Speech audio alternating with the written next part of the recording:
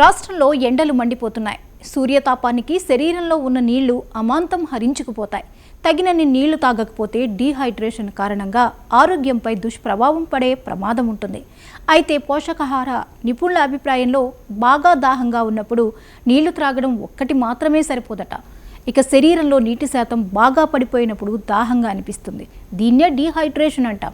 దీని కారణంగా తలనొప్పి, కండరాలు పట్టేయడం, మగత, బ్రెయిన్ ఫాగ్, పనిచేసే శక్తి తగ్గడం లాంటివి తలెత్తుతాయి.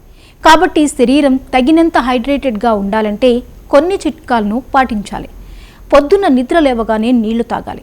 రాత్రంతా నిద్రిస్తాం కాబట్టి ఇలా చేయడం వల్ల శరీరం మళ్ళీ రీహైడ్రేట్ అయిపోతుంది, తాజాగా అనిపిస్తుంది. రోజుకు దాదాపు 12 నుంచి 15 గ్లాసుల నీళ్లు తాగే ప్రయత్నం చేయాలి. నీళ్లకు అదనంగా కీరదోస, సెలరీ, పుచ్చపండు, చెరుకు రసం లాంటివి ఆహారంలో భాగం చేసుకోవాలి. వాటర్ బేస్డ్ ఫ్రూట్స్ తీసుకోవాలి. ఇలా చేస్తే వేసవి తాపం నుండి ఊరట లభిస్తుంది. డీహైడ్రేట్ అవ్వకుండా ఆరోగ్యంగా ఉండవచ్చు. కూల్ డ్రింక్స్, ఐస్ క్రీమ్స్ లాంటి వాటి వల్ల తాత్కాలిక ఉపశమనం మాత్రమే కలుగుతుంది, ఎటువంటి ప్రయోజనం ఉండదు.